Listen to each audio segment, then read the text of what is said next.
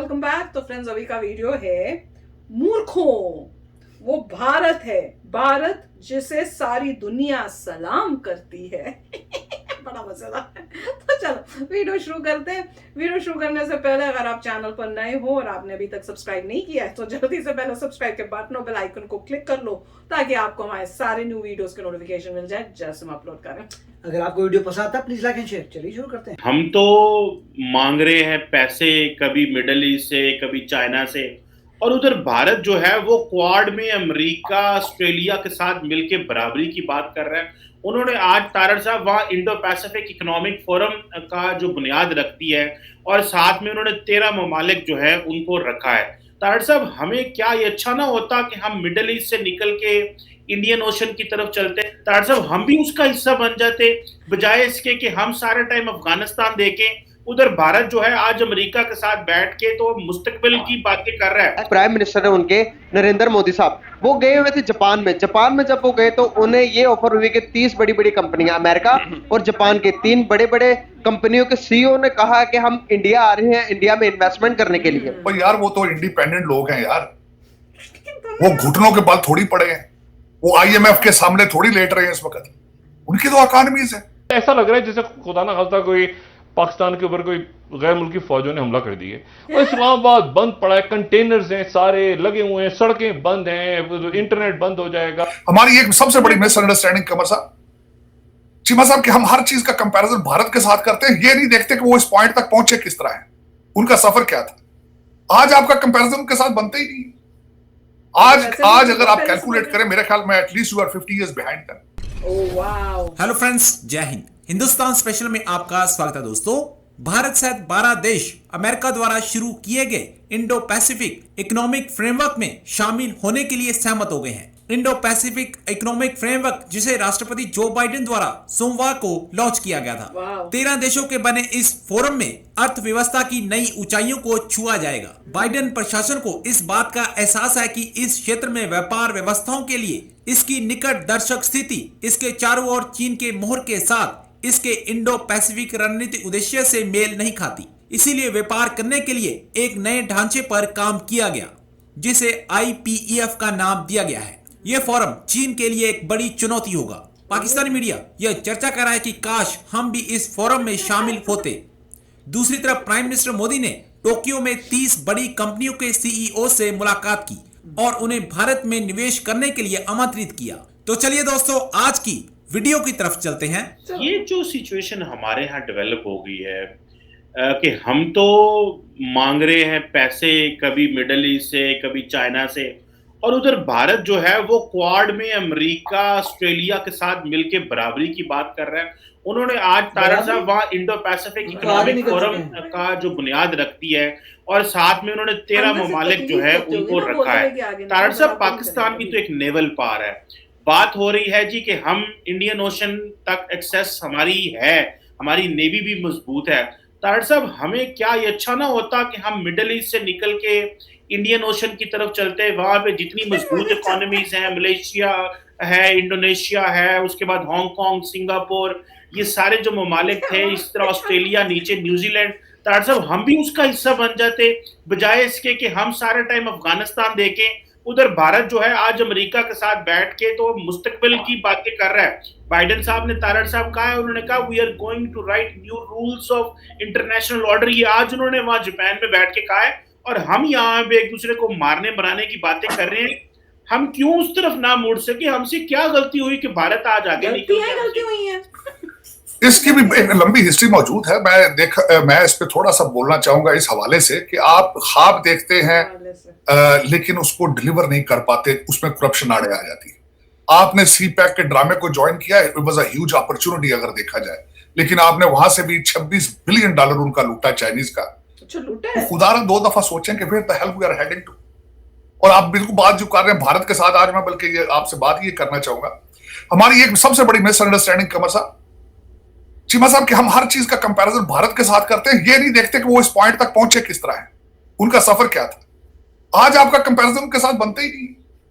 आज अगर आप कैलकुलेट करें, मेरे ख्याल में at least you are 50 years behind them. आप उनके साथ, इन्होंने CNN के साथ बैठ के आज इमरान खान साहब ने फिर दोबारा अपने आप को कंपेयर किया कि भारत रशिया से तेल ले रहा है। और यार वो तो इंडिपेंडेंट लोग हैं यार, वो घुटनों के बल थोड़ी पड़े हैं, वो IMF के सामने थोड़ी लेट रहे हैं इस वक्त। उनकी तो इकोनॉमीज है, उनकी फॉरेन पॉलिसीज है, नेशनलिज्म है। आप जिस तरह भी कहें, मैं 100 क्रिटिसिज्म कर सकता हूं इस वक्त अगर कहें नेगेटिवली मोदी एडमिनिस्ट्रेशन को, लेकिन एक जरूर बात है, जो दुनिया के अंदर नेशनलिस्ट मूवमेंट चली थी, सिर्फ एक वाहिद मूवमेंट इस वक्त सक्सेसफुल जा रही है नेशनलिज्म की, वो मोदी साहब की। और मेरा ख्याल में दुनिया को सीखना चाहिए उनसे कि how he has promoted nationalism, how he has जिस तरीके से उसने the way they are handling. मैं हमेशा ये समझता हूं कि अगर आप खुद किसी चीज को इजाद ना कर सकें, आपको अच्छाई को कॉपी कर लेना चाहिए। कॉपी तो करते लेकिन हमारे वो एक कहते हैं कि जिस तरह मैं कई दफा पहले मैंने कहा है कि डायलॉग नहीं करना, बात नहीं करनी, कारोबार बना लेना हर चीज को, सियासत को भी। लेकिन जब तक आप इन चीजों से ऊपर नहीं निकलेंगे, आप जब तक मनमोहन सिंह की पॉलिसीज को पढ़ें, किस तरह उसने India came out of all of it, उस पर देसाई साहब की उनको आपकी चीजें पढ़नी पड़ेंगी, आपको देखनी पड़ेंगी कि टेक्नोक्रेसी क्या होती है, किस तरीके से कौम अपने आप को पुल करते हैं, किस तरीके से नेशनलिज्म को प्रमोट किया जाता है, किस तरीके से वफाक बिहेव करता है, सेंटर किस तरह स्टेटों को इक्वली ट्रीट करता है। ये सारी चीजें देखने वाली हैं।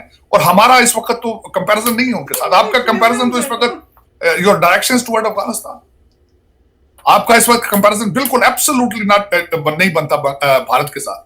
आपका तो कंपैरिजन बांग्लादेश के साथ भी नहीं बनता, जो 73 को आप 1973 में जो छोड़ के जा चुके हैं। They are stronger than you are. तो हर वीडियो में अब भारत के साथ मैं इस चीज का शुरू से इसके खिलाफ हूं कि आपका you always compare everything with India. No, I think it's not at all. आपको पहले होमवर्क करना होगा, अपने आप को मुआशी तौर पे स्ट्रॉन्ग करें, नेशनलिज्म प्रमोट करें, उसके बाद देखा जाएगा कि क्या किसके साथ कंपैरिजन करना है। राइट नाउ आप you are in survival mode. आप इस वक्त अब bleeding is going on, bleeding रोकें सबसे पहले और उसके बाद डायग्नोस्टिक होता है और आपके इलाज। तब जब भी कोई पेशेंट IR में जाता है चीमा साहब, सबसे पहले bleeding right now you are bleeding के बाद देखा जाता है कि डायग्नोज क्या करना है और आपको दवाई क्या देनी। तो इस वक्त तो आप हालते जंग में हैं, कंटेनर है, आग है आपके आसपास लग चुकी है, बच्चे मार्च से तीलियां लेकर निकल चुके हैं घरों से।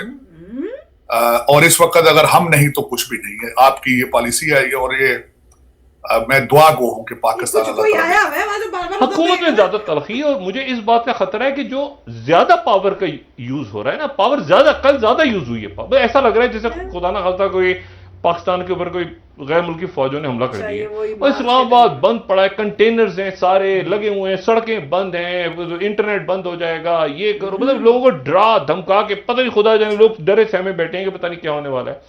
ये हुकूमत का काम नहीं है। हुकूमत का काम ये है कि लोगों को आराम से, मतलब हुकूमत को इस वक्त चाहिए था, अगर हुकूमत होती कहते कुछ नहीं हो रहा है मामला, पर अपना काम करें।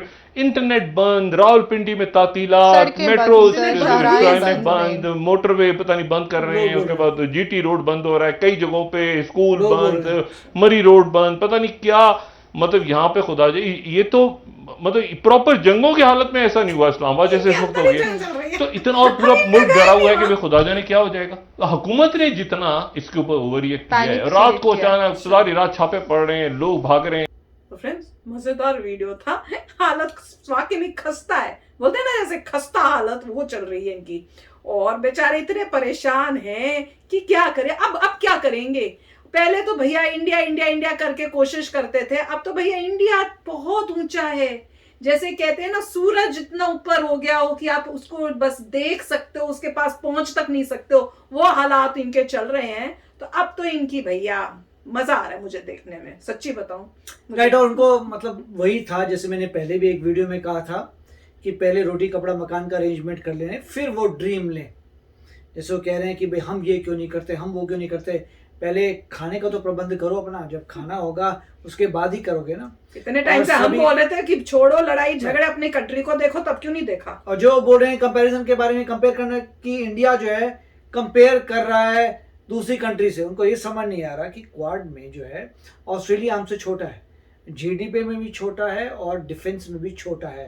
तो ऐसा नहीं कह सकते। हाँ ठीक है, अमीरी अलग फैक्टर है, मगर जब आप देखते हैं नेशंस को as a collective strength of the nation, उसमें फर्क नहीं पड़ता कि कितने लोग हैं, मतलब इन द सेंस की नंबर्स में अगर आप जीडीपी कंपेयर करें कि एक नेशन की कितनी जीडीपी है, कितनी स्ट्रेंथ है, उसमें जो है इंडिया की ऑब्वियसली ज़्यादा है ऑस्ट्रेलिया से जीडीपी, और साथ में आर्म्ड फोर्सेस भी स्ट्रांग है।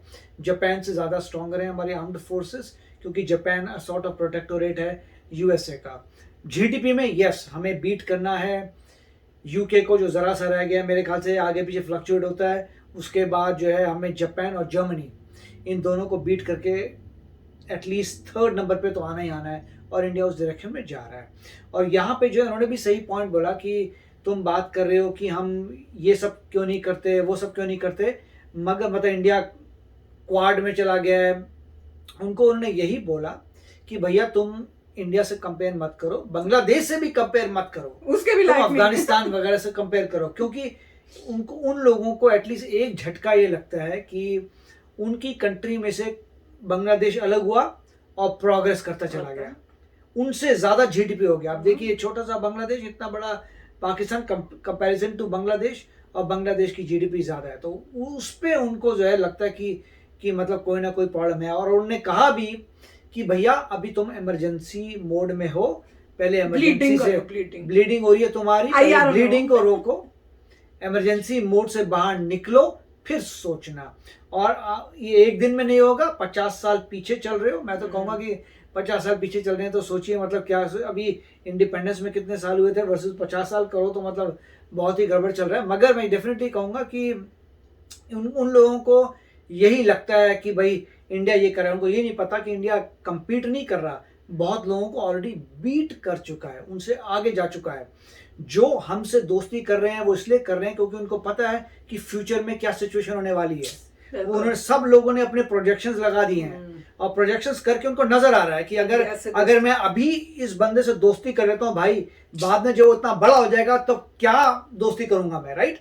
तो दूसरे नेशंस समझदारी से देख रहे हैं, जैसे नॉर्डिक में गए थे, नॉर्डिक वालों दोस्त सब लोग ये देख रहे हैं, देखो भैया ये नंबर 3 होने वाला है, तो बेटर अभी दोस्ती कर लो, वरना बाद में जो रह गया पीछे रह गया। होता है। तो काफी अच्छा वीडियो था, मजा आया। तो चलो फ्रेंड्स चलते हैं, मिलेंगे नेक्स्ट वीडियो में बहुत ही जल्द। Till then take care and bye bye. तो अगर आप मेरे इस चैनल पे नए हो तो जल्दी से सब्सक्राइब के बटन को हिट करो और बेल आइकन को क्लिक करो, ताकि आपको मेरा जब नया वीडियो मैं लगाऊं आपको उसके बारे में जल्दी से पता चल जाए।